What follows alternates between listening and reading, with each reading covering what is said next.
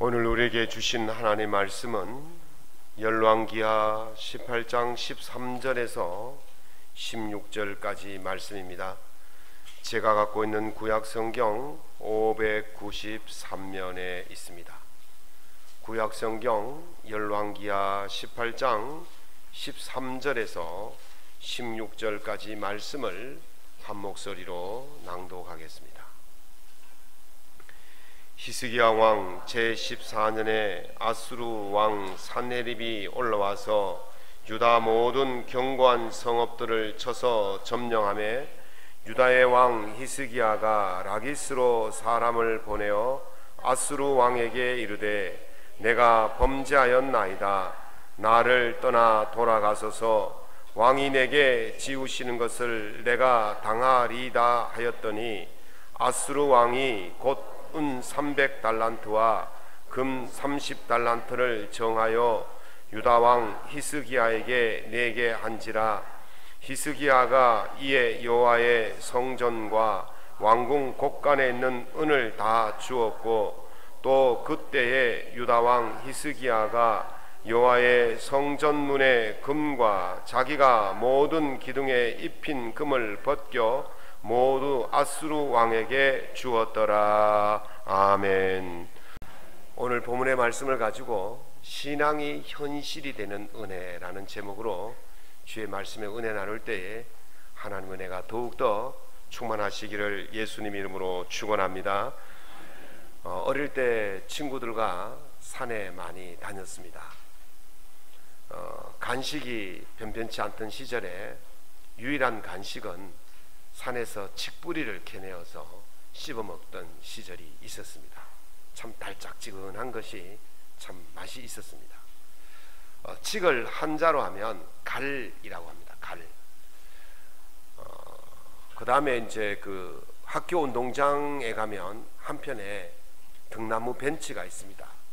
뛰어놀다가 땀이 나면 그 벤치에 있으면 시원한 느낌을 주죠. 이 칡은 덩쿨 식물입니다. 그래서 자랄 때에 오른쪽으로 휘감고 왼쪽으로 휘감고 자랍니다. 그리고 등나무는 덩쿨 식물인데 자랄 때 오른쪽으로 휘감고 자랍니다.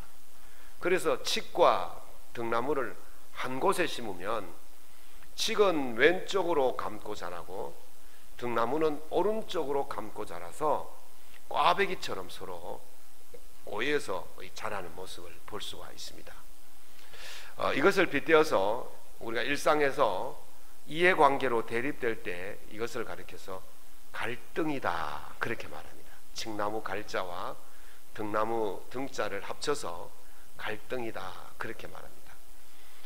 성경은 전통적으로 사람의 구성을 영과 육으로 이렇게 구분을 합니다.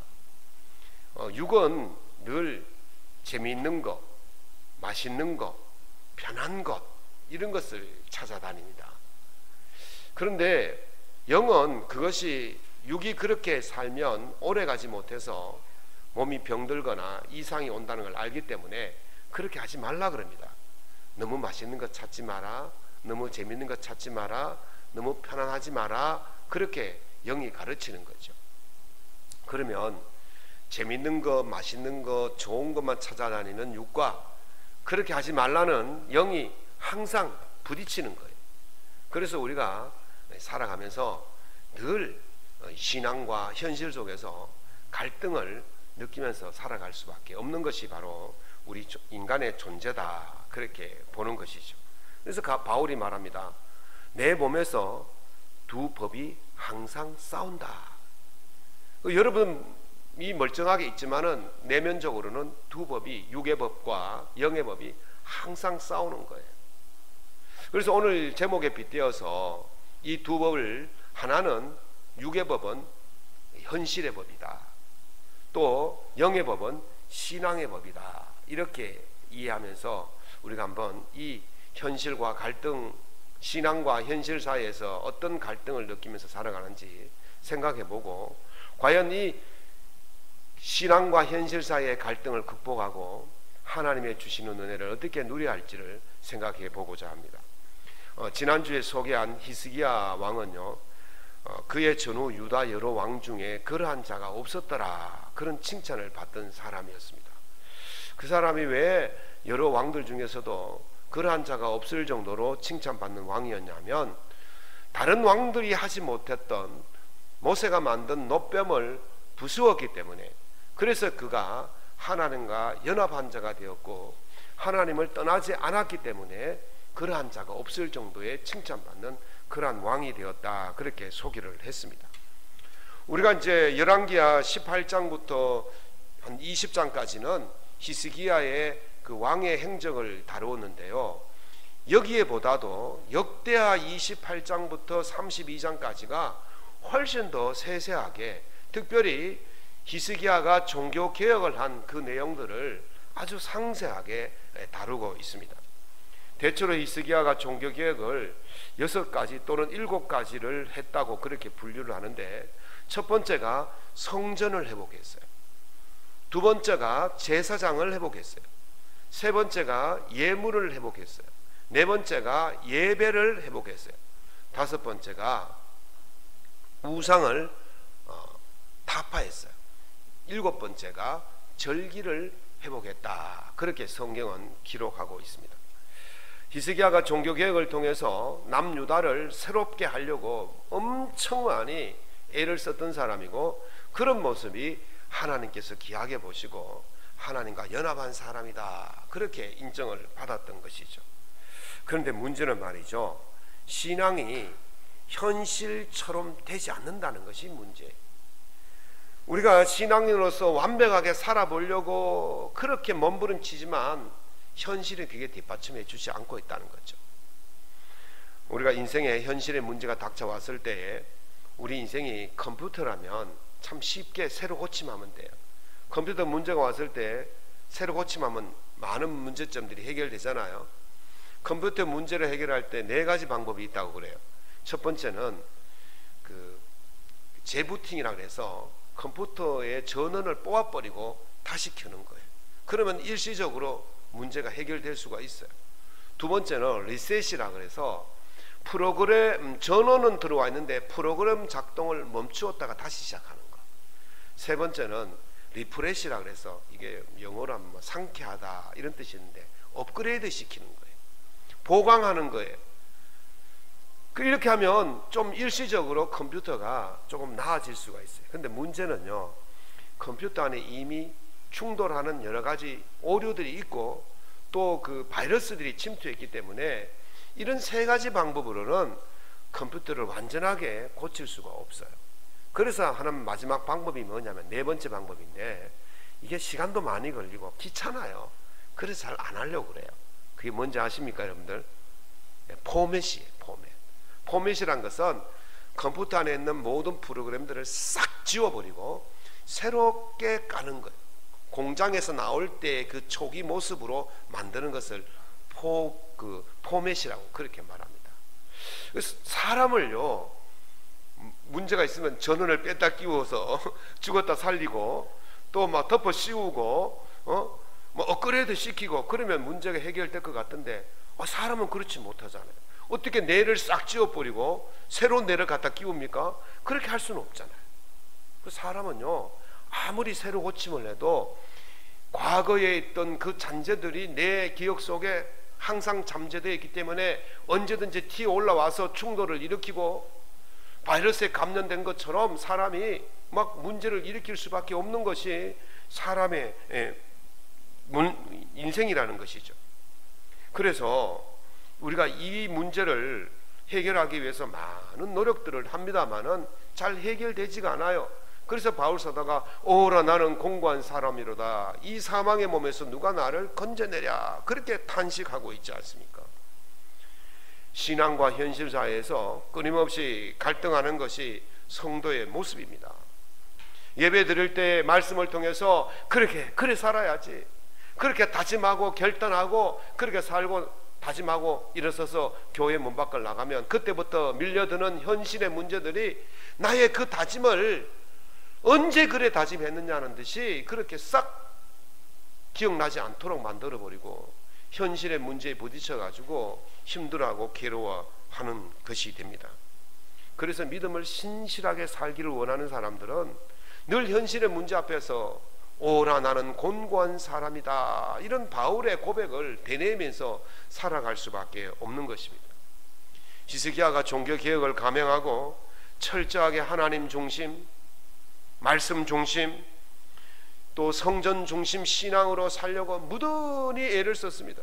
그래서 우상을 타파하고 모세가 만들어 놓았던 노뱀도 부셔버리고 자기들을 공격하고 지배했던 아수르와 국교를 단절하고 조경을 바치지 않기 위해서 그렇게 애를 썼습니다. 그런데요, 현실은 그렇지 않다는 거죠.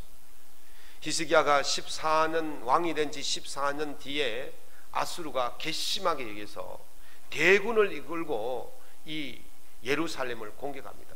내려오면서 남유다 여러 성들을 완전히 전멸시켜버리고 파괴시켜버리고 이제 예루살렘을 삥 둘러싸서 이제 마지막 공격을 준비하고 있었다는 거예요. 여기서부터 신앙과 현실의 갈등이 시작되어지는 겁니다. 우리가 이제 신앙생활 할 때 외부적으로 나타나는 그런 여러 가지 충격이나 위험이나 위기가 없다면요, 신앙의 갈등이 일어날 리가 없어요. 현실의 갈등이 일어날 수가 없죠. 그런데 현실은 그렇지 않다는 거죠. 끊임없이 우리의 신앙을 위협하는 그런 현실적인 공격되어지는 문제들이 끊임없이 다가오기 때문에, 심지어는 우리의 신앙마저도 잃어버리게 하는 그런 현실적인 문제들이 다가오기 때문에 우리는 그렇게 많은 힘들어하고 어려워하는 거예요. 그래서 이런 문제들을 해결하기 위해서 여러 방법들을 사용해 봅니다만은, 그러나 그 방법들이 어떤 경우에는 오판을 해서 더 큰 문제를 일으킬 수도 있다는 것입니다. 사람들이 살아가면서 많은 문제를 해결하는 데 있어서 오판하는 일들이 몇 가지가 있어요. 이렇게 하면 문제를 해결할 수 있을 거다 생각하고 하지만 오판을 한다는 것이죠. 첫 번째가 재물로 문제를 해결할 수 있다고 생각하는 거예요. 오래전에 가을 동화라는 드라마가 있었죠. 거기에 주인공이 누굽니까? 원빈이 아닙니까? 원빈이? 송혜교. 원빈이가 송혜교에게 사랑을 고백했지만 송혜교가 받아주지 않는 거예요. 그때 원빈이가 뭐라 그럽니까? 얼마면 돼? 그러잖아요. 얼마면 돼? 얼마면 사랑을 받아줄까? 그랬더니 송혜교가 말합니다. 얼마 줄 수 있어요? 나 정말 돈 많이 필요해요. 돈으로 모든 문제를 해결할 수 있다고 생각하는 것이 오늘 현대 사람들의 모습이에요. 참 쉽잖아요. 돈으로 해결하는 것이 제일 쉬워요. 아수르 왕 사네립의 공격이 있을 때에 히스기야의 모습이 바로 이런 모습이에요. 오늘 본문의 14절, 6절을 보시면 이렇게 말합니다. 유다의 왕 히스기야가 라기스로 사람을 보내어 아수르 왕에게 이르되 내가 범죄하였나이다. 나를 떠나 돌아가소서. 왕이 내게 지우시는 것을 내가 당하리이다. 무슨 말입니까? 내가 얼마를 주면 당신이 이 군사를 철수해서 당신 나라로 돌아갑니까? 얼마면 돼? 지금 이렇게 묻고 있는 거예요. 내가 돈으로 해결하겠다. 그랬더니 사네립이 뭐라 그럽니까? 얼마 줄 수 있어? 그러면서 하는 말이 은 300달란트와 근 30달란트를 달라 그래요. 이게 지금의 돈으로 환산하면 은이 300달란트는 한 80억쯤 됩니다. 그리고 금 30달란트는 490억이 돼요. 480억이 돼요. 그러면 합쳐서 얼마입니까? 570억? 560억? 어마어마한 돈이에요. 어마어마한 돈이에요.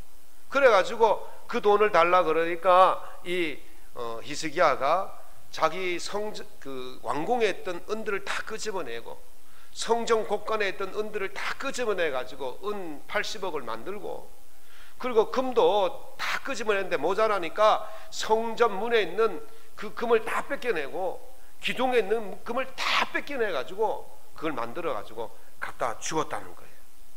한 나라가요, 전쟁의 위기에 있을 때에 뭐 돈으로 해결할 수 있다는 것, 이게 제일 싸게 맥히는 일 아니겠습니까? 우리 6.25 전쟁을 겪으면서 남북한 초토화가 됐지 않습니까? 지금 러시아 우크라이나 전쟁 나면서 거의 3년을 지금 지내고 있는데 그 비용이 무지무지 엄청난 비용이 드는 거예요. 그 전쟁을 하지 않기 위해서는 돈 주고 막는 것이 가장 쉬운 방법이에요. 그래서 돈으로 문제를 해결할 수 있다고 생각해서 모든 돈을 싹싹 끌어서 빡빡 긁어서 갖다 주었지 않습니까? 그런데 그것으로 문제가 해결되면 얼마나 좋겠습니까? 그런데 그 뒤에 보면 히스기야가 그 돈 받고 돌아갔다가 다시 쳐들어오는 거예요. 이 조폭이 그렇습니다. 야, 보호비 좀 줘봐. 이렇게 받아가가 그 다음날 또 와서 또 내놓으라는 거예요. 세계에 그런 나라들이 들어 있잖아요. 저 위에도 한 분 계시잖아요. 예. 그런 거요. 금방 받아가 놓고 또 안 주면 말이죠. 뭐 또 막 협박하고 공갈치고 말이죠. 돈으로 해결될 수 있는 게 아니에요. 언제까지 돈으로 해결할 수 있습니까? 돈으로는 해결하겠다고 말하는 그 자체가 오판이라는 것이죠. 두 번째 문제는요, 오판의 문제는 힘으로 해결할 수 있다고 생각하는 것도 오판이에요. 요즘 우리나라를 둘러싸고 있는 강대국들의 형국을 보면 아주 힘겨루기를 아주 제대로 하고 있는 것 같습니다. 러시아, 일본, 중국, 미국, 심지어는 말이죠, 지난번 그 싱하이밍이라는 중국 대사가 우리나라 야당 대표를 불러놓고 15분 동안 훈계를 했지 않습니까? 그 요지가 뭡니까? 네 미국하고 붙어 먹으면 네 망한다, 우리 무시하면 네 큰일 난다, 이 말이거든요. 미국이 너희들 끝까지 지켜줄 것 같지? 천만의 말씀, 미국 너희들 끝까지 못 지켜줘, 그 말을 하고 있는 거예요. 이게 오늘 본문에 있는 말씀하고 똑같아요. 열왕기하 18장 21절을 보면 아수르 왕이 애굽 히스기야에게 이렇게 말합니다. 이제 네가 너를 위하여 저 상한 갈대 지팡이 애굽을 의뢰하도다.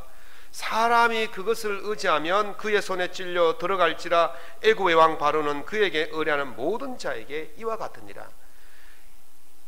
지금 현대에 바꿔봅시다. 애굽이 우리에게 누구가 되겠습니까? 미국이 되는 거예요. 중국은 아시리아예요. 네가 중국이 우리에게 그렇게 말하는 거예요. 네가 미국 의지하면 네 큰일 난다, 네 망한다, 네 죽는다. 애굽은 상한 갈대야. 그거 얼마 가지 못해. 지금 이 말을 하고 있는 거예요. 똑같습니다. 성경과 어떻게 현실이 이렇게 똑같은지 몰라요. 그러면 우리가 아수르의 힘을 빌리면 오래 갈 것 같습니까? 중국의 힘을 빌리면 오래 갈 것 같습니까? 아수르가 지금은요 최강국이에요. 바벨론은요 소국이었어요. 그런데 100년 뒤에 어떤 일이 벌어졌냐면요, 역대하 열왕기하 20장 17절 18절에 보면요 어떤 일이 벌어지냐면 이사야가 정확하게 예언하고 있습니다. 히스기야가 병이 들어서 하나님께 기도했어요. 그랬더니 하나님께서 히스기야의 생명을 15년을 더 살겠다 연장을 해주셨거든요. 그때에 바벨론에 있는 신하가 이 히스기야에게 병문안 왔어요. 그때까지만 해도 바벨론이 소국이었거든요. 그러니까 막 이렇게 병문안 와서 이제 오니까 이 히스기야가 기분이 좋아가지고 이 바벨론에게 내탕구를 다 보여줬어요. 여기는 뭐가 있고 여기는 뭐가 있고 여기는 뭐가 있고 다 보여줬어요. 그래서 이사야가 와봤더니만 왕이구만 바벨론 신하에게 이 예루살렘에 있는 모든 정보를 다 보여준 거예요. 그래서 이사야가 왕이여 지금 뭐 하시는 겁니까? 이 당신이 보여준 이 모든 것들 당신의 백성 모두가 바벨론에게 옮겨갈 것입니다. 그렇게 했어요. 그게 언제냐? 100년 전에 그랬어요. 그런데 정말 실질적으로 100년 뒤에 바벨론이 강국이 되어서 아수르를 무너뜨리고 남유다를 멸망시키고 남유다에 있는 모든 것을 가지고 바벨론으로 갔지 않습니까? 그대로 예언대로 되는 거예요. 아수르를 의지하면 그게 뭐 100년, 1000년, 만년 갈 수 있을 것 같습니까? 미국을 의지하고 중국을 의지하면 우리가 100년, 1000년 안전할 것 같습니까? 그렇지 못하다는 것입니다. 그래서 사람들은 힘으로 뭐 어떻게 좀 하면 해결될 줄 알고 힘에 의지하지만 그것 또한 오판이라는 거예요. 세 번째는 어떤 오판을 하느냐 하면 기술로 모든 문제를 해결할 수 있다는 오판을 하게 되어집니다. 과학자들은요, 지금의 과학 발전의 추세로 나가면 그 기술적 특이점이 온다고 그래요. 기술적 특이점이 뭐냐면 지금 인공지능의 두뇌가 사람보다 더 똑똑할까요? 안 똑똑할까요? 인공지능가 더 똑똑해요? 사람이 똑똑해요? 아니, 알파고가요 그 이세돌을 4대1로 이겼지 않습니까? 바둑의 천재를. 그러면 알파고가 더 똑똑해야죠. 그런데요, 아직은 인공지능이 사람보다 덜 똑똑하답니다. 그 실험을 봤는데요, 어떤 그 팬덤곰의 얼굴을 이렇게 보여주고, 사람은요 사진을 한 장만 보여주면 이게 다음에 팬덤곰을 보여주면 이게 팬덤곰이라고 알아요. 근데 인공지능은요 300만 장의 사진을 보여줘야 다음에 팬덤곰이라고 인식을 한다는 거예요. 그러니까 아직은 누가 더 똑똑해요? 사람이 똑똑해요. 그런데 문제는요, 이런 추세로 발전을 하게 되어지면 인공지능이 사람의 최대의 지능보다 더 우월하게 되어지는 시대가 온다는 거예요. 그게 바로 기술적 특이점이라고 그래요. 그때가 되면요 유토피아가 열린다는 거예요. 병이 사라지고 생명이 한 200년 300년 연장되어지고. 안 좋아하시네. 예.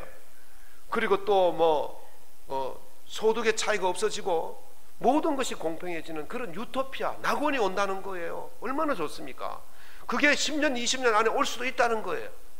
그렇게 기술 발전이 빠르게 진행되어지고 있다는 거죠. 그런데 많은 과학자들이 염려하는 것이 뭐냐면, 기계는 뭐가 와요? 반드시 오작동이 일어난다는 거예요. 오류가 있을 수 있다는 거예요. 아무리 완벽하게 만들어 놔도 기계는 오작동과 오류가 일어나면 큰 재난이, 큰 재앙이 올 수 있다는 거예요.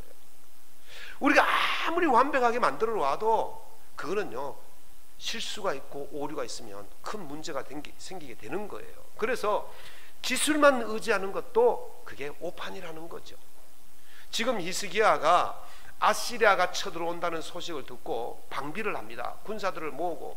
이제 역대하 쪽에 28장 이후부터 보면 자세하게 설명이 나오는데요, 군대를 소집하고 무장을 시키고, 그리고 이제 이 예루살렘에는요 성이 두 가지 성이 있어요.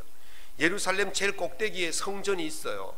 그 성전 밑에 다윗 성벽이라고 이게 성벽을 이렇게 쌓아놓고, 그 밑에 샘이 하나 있는데 기온샘이라는 샘이 하나 있어요. 여기가 예루살렘이고 요 밑에 기온샘이 하나 있어요. 그리고 이 기온샘은 이 예루살렘의 식수 공급원이기 때문에 이 섬을 지키는 망대를 이렇게 세워놨거든요. 그런데 이제 적군이 쳐들어온다 그러니까 이 성벽 밖에 있는 이 기온샘을 지키기 위해서 이 기온샘 밖에다가 성벽을 하나 더 둘러싸는 거예요. 그리고 여기가 내성이고 여기가 외성을 하나 싸는 거죠. 그런데 그 성벽의 두께가 얼마냐면 7m예요. 엄청난 두께의 성벽을 쌓고 방비를 단단히 하는 거예요. 그것도 염려되어서 이 기온샘에서 이 내성에 있는 실로암샘까지 수로를 팝니다. 그런데 수로를 그냥 표면 위에다가 지표에다 뚫는 것이 아니고 지하 50m를 뚫고 내려가서 지하 50m의 깊이에 수로를 만들어요. 그런데 그 수로를 어떻게 만드느냐면 일직선이 아니고 S자 모양으로 만들어요. 그래서 실로암 쪽에서 파고 들어오고 기온샘에서 파고 내려와요. 그런데 이 중간에서 정확하게 맞았다는 거예요. 여러분, 지금의 기술로도요 이게 정확하게 이렇게 마주치는 게 참 힘든데, 그때 지하 50m에서 이렇게 S자 모양으로 파고 들어오는데 양쪽에서 딱 맞았다는 거예요. 그러니까 그 기술이 대단하다는 거 아니겠습니까? 제가 그곳에 들어가 봤어요. 그 터널에 들어가 봤더니 사람이 서서 다닐 정도의 높이가 되고, 물도 말이죠 막 그 무릎까지 물이 쫙 흘러내리는, 아주 맑은 물이 흘러내리는 멋진 지하수가 있더라고요. 그렇게 실력을 쌓아가지고 다 했어요. 얼마나 기술이 좋습니까? 그런데요 히스기야 그렇게 방비를 했지만 이 아수르 군대가 물러갈 생각을 않는 거예요. 완전히 포위하고 계속해서 공격을 하게 되어집니다. 그때 히스기야가 이렇게 말합니다. 오늘 환난과 징벌과 모욕의 날이라. 해산의 때가 가까웠지만 해산할 힘이 없도다. 그렇게 말하는 거예요. 모든 힘을 다 동원해서, 모든 돈을 다 들여서, 모든 기술을 다 동원해서 준비를 하고 했지만은 해결이 안 되는 거예요. 막기에 역부족이라는 것입니다. 재물로도 안 되고, 힘으로도 안 되고, 기술로도 안 되는 인생의 위기 앞에서 어떻게 문제를 해결할 수 있겠습니까? 스가랴서에 보면 스룹바벨이 그 이스라엘 백성들을 바벨론 포로에서 데리고 이제 고향으로 돌아옵니다. 예루살렘으로 돌아와 봤더니만 뭐 전부 다 부서지고 불타고 다 무너지고 황당한 거예요. 그래서 스룹바벨이 이 성전을 재건하고 성벽을 재건하려고 했지만 뭐 기술이 있습니까? 힘이 있습니까? 돈이 있습니까? 여러분, 성전은요 3번 지어졌다가 3번 무너집니다. 첫 번째 성전이 솔로몬 성전이에요. 솔로몬 성전은 바벨론 침공 때 무너집니다. 두 번째 성전은 스룹바벨 성전이에요. 오늘 이 제가 스가랴에 나오는 이 스룹바벨이 포로에서 귀환해서 이 성전을 재건하죠. 세 번째 성전이 헤롯 성전, 예수님 때 있었던 그 성전이 헤롯 성전인데, 그 성전이 그 로마에 의해서 AD 70년경에 완전히 무너집니다. 이렇게 3번 있는데, 두 번째 성전이 바로 이제 스룹바벨 성전인데, 이 성전을 재건하고 성벽을 재건하려니까 아무것도 없는 거예요. 그때 스가랴가 하는 말이 무엇입니까? 이는 힘으로 되지 아니하며 능력으로 되지 아니하고 오직 나의 영으로 되느니라. 오직 하나님의 영으로 되느니라. 아멘. 기술로, 힘으로, 재물로 안 된다는 거예요. 그러나 오직 하나님의 능력으로 될 줄로 믿습니다. 하나님의 능력만이 우리 삶의 문제의 해결자이신 것입니다. 열왕기하 19장 14절을 보십시오. 히스기야가 어떻게 행동했는지. 그 적군이 보낸 편지를 들고 이런 한탄이 있지 않습니까? 나 오늘 징벌의 날이구나. 오늘 망하는 날이구나. 내 재산 날이구나. 내가 아이를 낳을 때 되었는데 힘이 없구나. 그러면서 한탄하면서 주저앉은 게 아니라 어디로 갔습니까? 성전으로 올라갔어요. 성전에 올라가서 하나님 앞에 그 편지를 펼쳐놓고, 하나님, 지금 우리가 죽게 되었습니다. 그럴 때 하나님께서 이렇게 말씀하십니다. 내가 너의 기도를 들었노라. 내가 너의 기도를 들었노라. 여기서 아멘이 나오셔야지. 하나님께서 여러분의 기도를 들어주신 줄로 믿습니다. 내가 너의 기도를 들었노라. 누구에게? 하나님 성전에 와서 엎드리면서 인생의 문제를 내어놓는 그 자의 기도를 하나님께서 들어주실 줄로 믿습니다. 그리고 하나님께서는 천군 천사를 동원하셔서 아시리아 군대를, 아수르 군대를 한 칼에 그 밤에 다 물리치시고 사내립이 도망을 갔지 않습니까? 그렇게 문제를 해결해 시켜주시는 분이 우리 하나님이신 줄로 믿습니다.